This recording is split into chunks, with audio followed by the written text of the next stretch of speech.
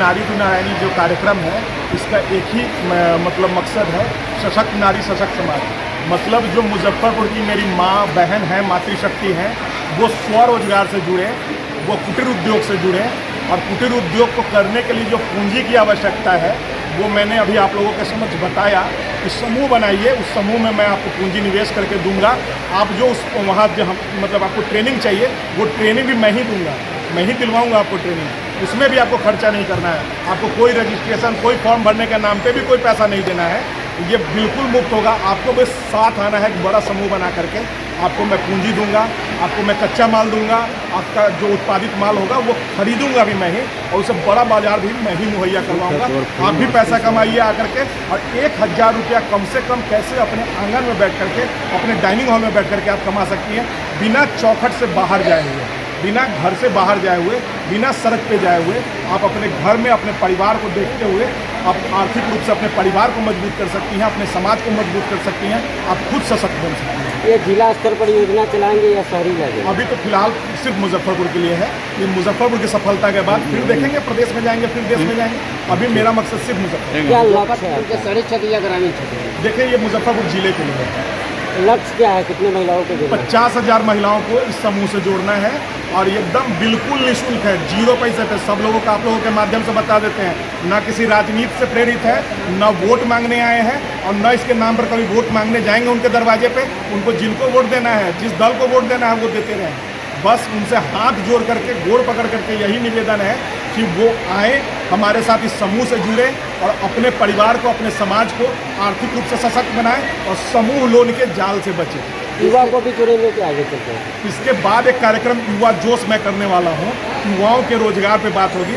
मुजफ्फरपुर के 50,000 युवाओं को, आप लोगों के माध्यम से पूरे होशो-हवास में बता रहा हूँ, मुजफ्फरपुर के 50,000 युवाओं को मुजफ्फरपुर में ही रोजगार देने का उनकी क्षमता अनुरूप काम किया जाएगा बहुत जल्द। किसके प्रेरणा से ये कदम उठाए? देखिए, गांधी जी स्वरोजगार की बात करते थे, कुटीर उद्योग की बात करते थे, तो हमारे तो सबसे बड़े प्रेरक गांधी जी हैं।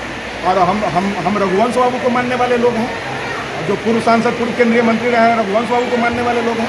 हम स्वर्गीय रघुनाथ पांडे जी को मानने वाले लोग हैं। हम मतलब बाबा साहब अम्बेडकर को मानने वाले लोग हैं। तो प्रेरणा के लिए तो हमारे धरती ही पे इतने लोग बने हुए हैं, अब कहीं हवा में थोड़ी प्रेरणा लेने जाएंगे, इन्हीं लोग से लेंगे। लेकिन जिसको वोट देता है लोग, वो लोग नहीं सोच रहे हैं, आप क्यों सोच रहे हैं?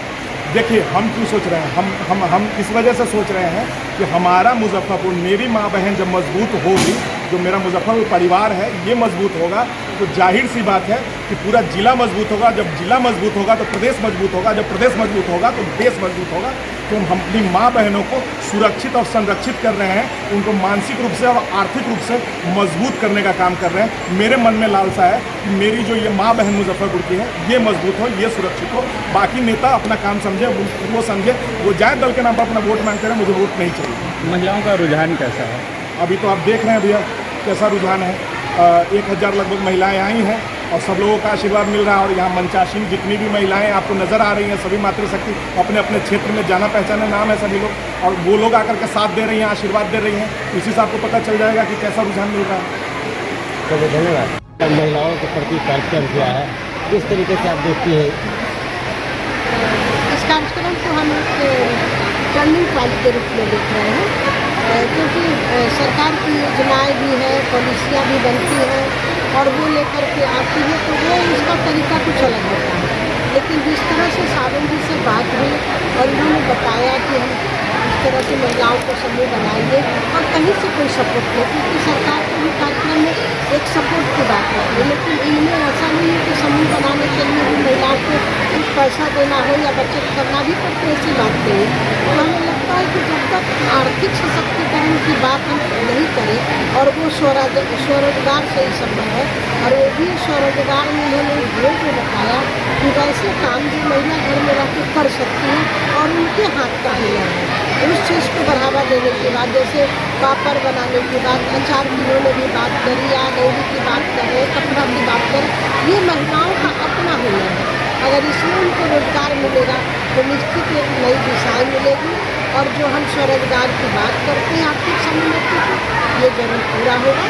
ये टर्निंग पॉइंट के रूप में